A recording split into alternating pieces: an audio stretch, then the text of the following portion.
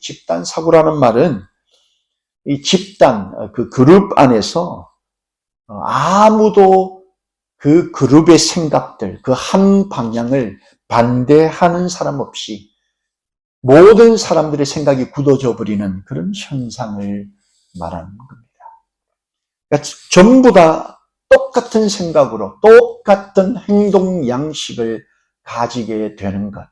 이것을 집단 사고라고 하는데, 그 대표적인 예가 우리가 잘 아는 그 나치가 이 유대인을 학살할 때에 아무도 그들 집단의 생각들, 행동의 양식에 브레이크를 거는 사람이 없었다라는 거죠.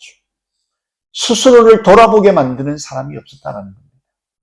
누구 하나 이런 폭력과 또 살인을 행하는 것이 잘못되었다라고 말해주는 사람이 없었다라는 거죠.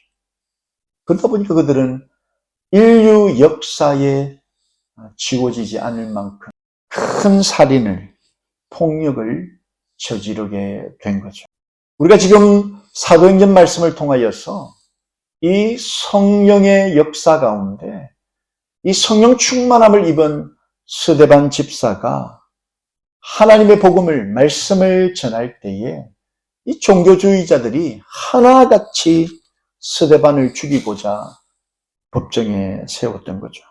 그들 앞에 서선 이 스데반은 자신의 어떤 선함을 주장하기보다는 지금 집단 사고에 사로잡혀서 성령의 역사를 방해하고 있는 그들을 향하여서 당신들이 바로 죄인들이다. 당신들이 예수 그리스도 구원주를 십자가에 매달아 죽였다.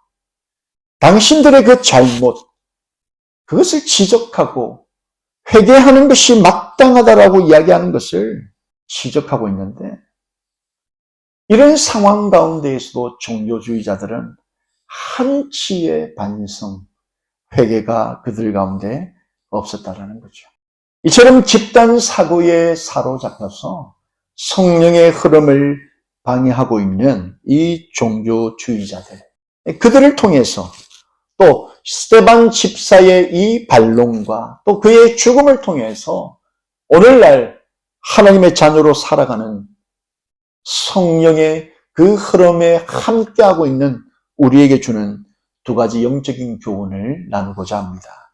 그 첫 번째, 하나님의 사람들, 성도들은 말씀으로 인해 찔림이 있을 때 회개해야 한다는 거예요.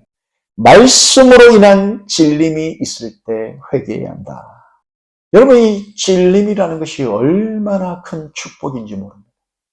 살아가면서 우리의 생각이나 또 경험과 나의 그 에고에 가득 사로잡혀서 살아가는 우리에게 하나님의 말씀이신 하나님이 브레이크를 걸고 우리에게 찔림을 주신다라는 것.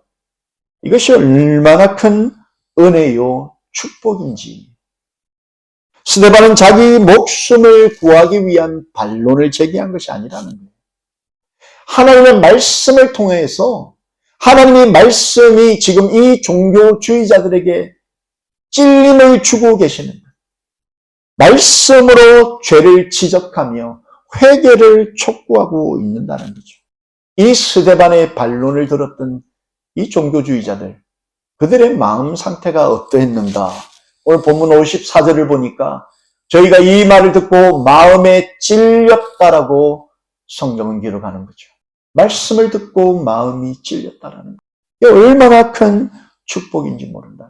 집단 의식에, 집단 사고에 사로잡혀서 하나같이 반성할 줄 모르고 자신의 부족함과 연약함을 인정하지 못하고 성령 충만한 사람을 때려잡겠다라고 했던 그들에게 성령께서 지금 찔림을 허락하셨다라는 겁니다. 이게 큰 은혜라는 거죠. 근데 이 큰 은혜를 받은 그들이 어떻게 반응했습니까? 저희가 이 말을 듣고 마음에 찔려 저를 향하여 이를 갈았다. 하나님의 말씀으로 찔림을 주고 있는 스데반을 향하여서 이를 갈았다라는 겁니다. 하나님의 살아있는 말씀, 영과 혼과 골수를 찔러 쪼개기까지 하는 원동력 있는 살아있는 하나님의 말씀을 통해 찔림을 받았는데 그들의 반응은 하나같이 이를 갈았다라는 거예요. 마음에 찔려서 회개하고 반성하고 자신의 잘못을 인정하면 되는데, 돌이키면 되는데, 회개하고 구원받으면 되는데 그들은 결코 회개하지 않았다라는 거죠. 오히려 이를 갈았다라는 거예요. 여러분, 이와 비슷한 상황이 사도 베드로의 설교 가운데 있었습니다. 유대인들을 향하여서 당신들이 십자가에 못 박아 죽인 그가 바로 구원주 대신 메시아 예수라는 것을 선포했을 때 그 베드로의 설교, 정말 찔림이 있는, 그런 아픔이 있는 하나님의 말씀을 들었던 수많은 청중들이 어땠습니까? 사도행전 2장 37절에 저희가 이 말을 듣고 마음에 찔려 베드로와 다른 사도들에게 물어가로되 형제들아 우리가 어찌할꼬 하거늘. 베드로의 설교를 들은, 찔림이 있는 강력한 복음을 들었던 그들은 마음에 찔렸습니다. 그러나 그들은 이를 갈지 않았습니다. 오히려 그들은 베드로와 다른 사도들에게 물어가로되 형제들아 우리가 어찌할꼬 하거늘. 우리가 예수를, 구원주를, 메시아를 십자가에 못 박아 죽였으니 우리가 어찌해야 되겠는가? 그들은 자신의 잘못을, 자신의 행동을 돌아보고 회개하고 어떻게 해야 될까를 겸손하게 물었던 거죠. 똑같은 찔림이 있는 복음이요, 하나님의 말씀을 들었지만 그들의 반응은 달라도 너무나 달랐다라는 겁니다. 3,000명은 회개하고 주님께로 돌아와서 하나님의 성도가 되었지만 또 다른 스데반의 찔림 있는 말씀을 들었던 그들은 이를 갈았다라는 겁니다. 이 스데반은 성령에 충만하여서 성령이 가르치신 것을 선포하며 증언했던 그런 하나님의 사람이었다는 거죠. 스데반은 하나님의 영광과 예수님께서 하나님 우편에 쓰신 것을 직접 목격하는 큰 영광을 경험했죠. 본문 55절 56절을 보니까 스데반이 성령이 충만하여 하늘을 우러러 주목하여 하나님의 영광과 및 예수께서 하나님 우편에 서신 것을 보고 말하되 보라 하늘이 열리고 인자가 하나님 우편에 서신 것을 보노라 한데, 지금 이 찔림을 주는 메시지를 선포하는 스데반은 성령이 충만했던 사람이었습니다. 그는 늘 하나님을 우러러 하늘을 우러러 하나님께 주목했던 사람이었습니다. 그가 본 것은 하나님의 영광이요 예수께서 하나님 우편에 서신 것, 그가 이 땅과 하늘을 다스리시는 분, 구원주 되심을 날마다 보며 수많은 영혼들에게 하늘의 메시지를 선포했던 성령 충만한 사람이었다는 거죠. 그런 그의 메시지를 듣고 회개할 수 있었고 돌이킬 수 있었고 하나님의 영광을 볼 수 있었던 기회를, 회개하고 돌이켜 구원받을 수 있었던 그 기회를 그들은 어떻게 했습니까?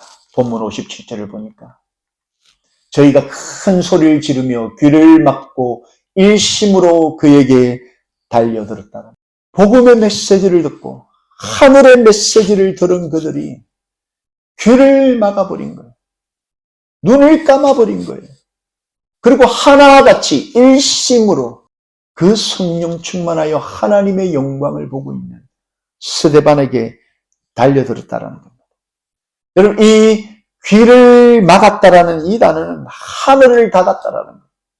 하나님을 보지 않는다는 겁니다. 하나님을 의식하지 않았다라는 겁니다.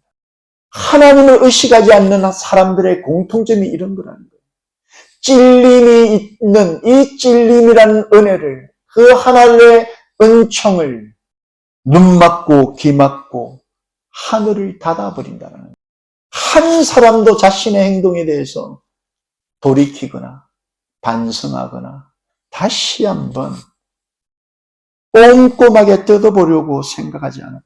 마음의 문을 다 닫아버리고 마음의 눈과 귀를 다 닫고 하나님을 보지 않겠다라는 거예요. 하나님하고는 관계없이 극단적인 행동으로 치닫게 된 거죠. 여러분, 우리가 이런 삶을 살면 되지 않는다는 거죠. 하늘을 향해 문을 닫아버리고 하나님하고 나하고 관계없는 것처럼 하나님의 음성에, 하나님의 말씀에, 하나님의 그 진림에 눈과 귀를 닫아버리면 결코 돌이키거나 회개하거나 구원받을 수 있는 그런 사람이 될 수 없다라는 거죠. 그래서 요한계시록 3장 3절 말씀에 그러므로 내가 어떻게 받았으며 어떻게 들었는지 생각하고 지키어 회개하라. 만일 일깨지 아니하면 내가 도둑같이 이르리니 어느 시에 내게 임할는지 내가 알지 못하리. 여러분, 한평생 살 수 있을 것 같고 언제라도 회개하고 돌이킬 수 있을 것 같아도 그 찔림 앞에 돌이키고 회개하는 것을 내일, 내년, 훗날을 기약해서는 안 된다라는 거죠. 우리의 죽음도 이 땅에서 마지막 순간도 언제 임할지 우리는 아무도 알지 못하기 때문입니다. 그래서 여러분, 회개의 기회를 놓치면 안 된다는 것. 세상에 여러 기회가 있다고 하지만 가장 중요한 기회는 회개할 기회, 돌이킬 기회, 죄를 용서받고 구원받을 기회라는 겁니다. 우리는 늘 때를 놓치지 않고 날마다 우리의 죄를 회개함으로 하나님의 은혜의 옷을 입어야 합니다. 여러분, 그래서 깨달음이 축복인 겁니다. 내 잘못, 나의 연약함, 나의 죄를 깨닫는 것이 축복이라는 거예요. 때로는 이 부족함을 깨닫기 위해서 여러 가지 시련, 고통, 세상의 어려움, 환난, 걱정, 염려, 근심을 만날 때도 있습니다.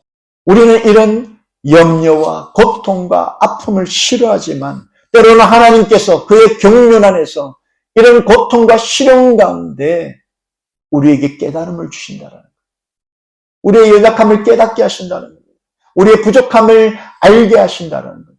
여러분, 이것이 축복이라는 거예요. 이 고난과 이 고통, 나의 부족함을, 나의 죄를 깨닫게 하는 이런 시련이 우리에게 얼마나 큰 은혜요 축복인지 모른다라는 거예요.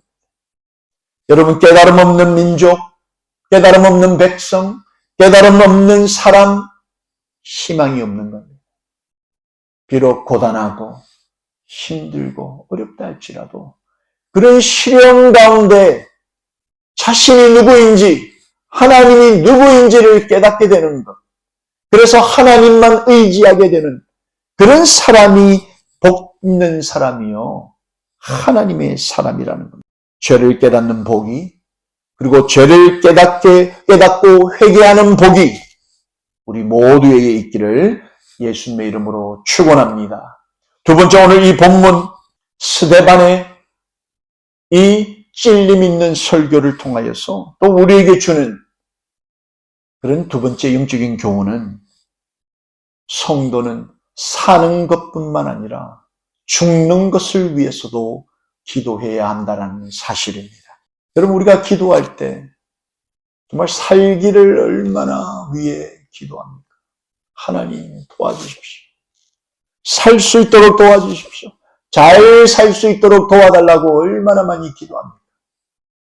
그런데 거기에 반해서 잘 죽게 해달라, 이런 기도를 우리는 해야 합니다.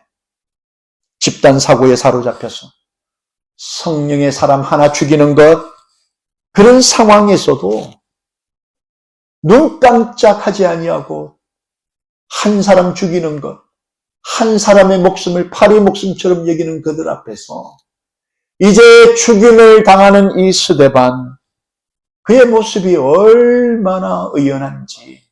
예수님의 사람들은 죽는 것도 잘 죽어야 된다는 거죠.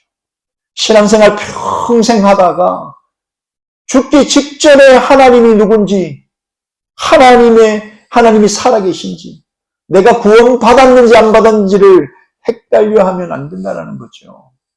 그래서 죽음을 미리미리 연습하고 또 준비해야 하는 거죠.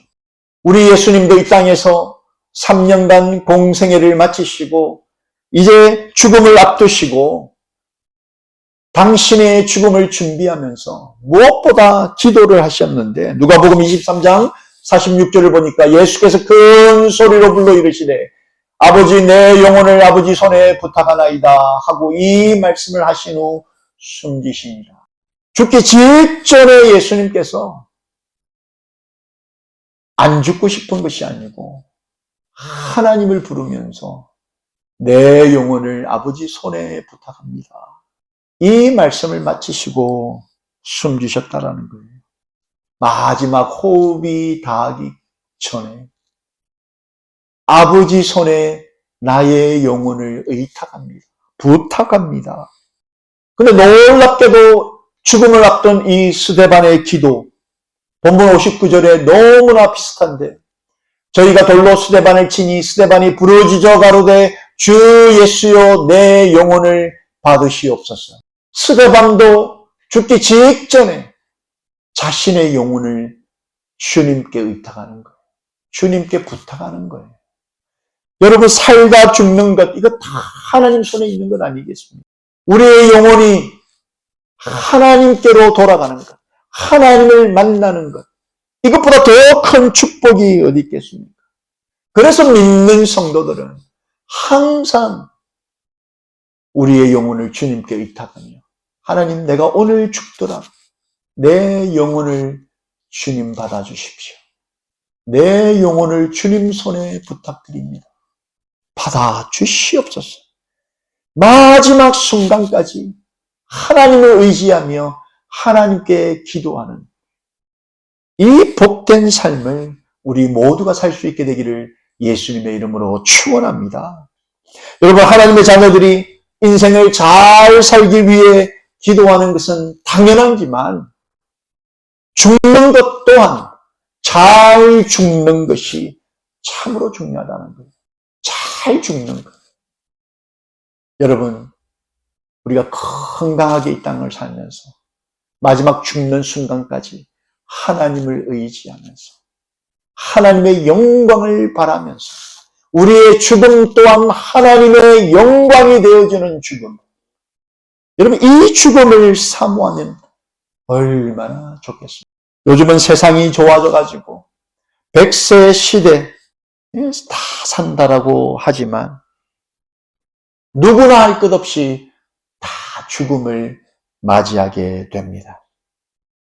그러니 성도에게는 사는 것도 중요하지만 잘 죽는 것, 은혜롭게 하나님의 영광 가운데 죽는 것 너무나 중요한데 여러분 사는 것과 죽는 것에 대한 바른 태도가 있다라는 거예요. 사는 것과 죽는 것에 대한 바른 태도. 이 땅을 살아가면서 죽음을 잘 준비하는 우리 성도들의 태도가 있는데 그 태도를 사도 바울은 로마서 14장 8절에 이렇게 말합니다. 우리가 살아도 주를 위하여 살고 죽어도 주를 위하여 죽나니 그러므로 사나 죽으나 우리가 주의 것이로라.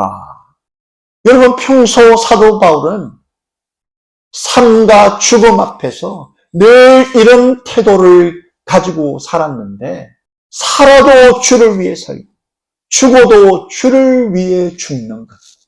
그래서 사는 것과 죽는 것, 이 모든 것이 주님을 위한 것이라는 거예요. 주님의 것이라는 겁니다. 살 때는 나를 위해 살고 이 땅을 위해 살고 세상의 좋은 것들을 위해 살다가 죽는 순간 그 짧은 순간만 하나님을 위해 죽는 것이 아니라 이 땅에 100년을 살든 80년을 살든 그 사는 것도 주님을 위해서 사는 것 그리고 죽는 것도 하나님의 영광을 드러내는 죽음. 여러분 이것이 성도의 살고 죽는 삶이라는 겁니다. 사나 죽으나 주를 위하여 사는 성도로 우리 모두의 죽음을 통해 하나님의 영광이 드러날 수 있게 되기를 우리 모두가 기도해야 한다라는 겁니다. 스데반 집사는 돌에 맞아 죽는 그 순간까지 회개해야 할 그 영혼들을 생각하면서 하나님께 그 영혼들을 위해 기도했다라는, 자신을 돌로 치는 그 원수 같은, 정말 때려 죽여도 시원찮을 그들을 저주하면서 죽는 것이 아니고, 미워하면서 죽는 것이 아니고, 그들의 영혼을 위해 하나님께 기도하며 죽었다라는 겁니다. 오늘 본문 60절을 보니까 무릎을 꿇고 크게 불러 가로되 주여 이 죄를 저들에게 돌리지 마옵소서, 이 말을 하고 자니라. 예수님과 너무나 똑같은 기도를 드린 겁니다. 저들이 저들의 죄를 알지 못하더라고 하나님께 자신을 십자가에 못 박아 죽이고 조롱하는 저들을 용서해 달라고 하고 기도하고 있는 예수님처럼 스데반 집사는 무릎을 꿇고 주님 이 죄를 저들에게 돌리지 말라고 기도하며 부탁하며 그렇게 숨을 거두게 된 거죠. 여러분, 이것이 하나님의 자녀, 성도, 우리들의 인생의 마지막 순간이 되어야 된다는 겁니다. 미워하고 시기하고 씩씩거리면서 삶을 마감하는 것이 아니라 하나님 앞에서 자유하고 서로 사랑하고 허다한 죄를 덮어주고 이해하고 품어주며 하나님이 저들을 용서하시고 사랑해 주시기를 기도하며 하나님 앞에 가는 삶, 이것이 성도요 하나님의 자녀들의 마지막 순간이고, 여러분 이런 죽음을 맞이할 수 있도록 다 용서하고 다 사랑하고 다 이해하고 하나님 앞에 갈 수 있는 그런 마지막 순간, 죽음이 될 수 있도록 준비하고 또 기도하는 저와 여러분이 되기를 예수님의 이름으로 축원합니다. 그리스도인의 궁극적인 소망은 예수님처럼 살다가 예수님처럼 죽는 것 아니겠습니까? 예수님께서는 이 땅에 머리 둘 것 하나 없는 그런 처지의 삶을 살면서 스스로 좁은 길과 좁은 문을 걸어가셨고 오직 하나님의 영광을 위하여서 모든 인류를 대속하여 하나님의 영광을 돌리기 위한 삶을 사시다가 다 용서하시고 죽음을 맞이하셨던 것처럼 우리 성도들, 하나님의 자녀들의 인생 또한 예수님의 그 족적을 따라서 좁은 길, 좁은 문을 걸어가며 할 수만 있으면 화평의 메신저로 하나님의 그 사랑과 은혜를 나누며 다툼과 분열이 있는 곳에 화합과 또 평화를 전하는 하나님의 자녀로 하나님의 그 영광 가운데 마지막 자신의 인생을 받아 맡기는 그런 복된 인생을 우리 모두가 살 수 있게 되기를 예수님의 이름으로 축원합니다. 말씀을 정리합니다.